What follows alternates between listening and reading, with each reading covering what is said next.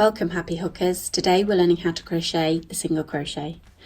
Before you begin, you'll need to crochet a foundation chain to your desired length plus one extra chain. To begin, skip the first chain from your hook and crochet into the second chain. To make a single crochet, insert your hook into the chain stitch, yarn over and pull back through that chain stitch. You should have 2 loops on your hook.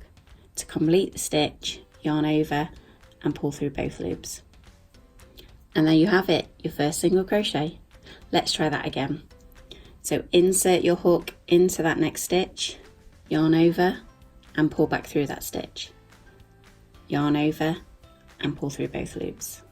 One more time. Insert your hook into the chain stitch, yarn over and pull through, yarn over and pull through both loops on your stitch. Continue crocheting 1 single crochet in every chain stitch until you reach the end. Once you've reached the end of your row, you're going to chain 1. So yarn over and pull your loop through the hook. Then turn your work so you're crocheting in the opposite direction. Now crochet 1 single crochet in that first stitch, remembering to skip that turning chain which you've just created. This time we'll also be going in to both loops on the top of the stitch, whereas in the original chain row we only went into 1. So insert your crochet hook, going through both loops, yarn over, pull back through the work, yarn over and pull through both loops.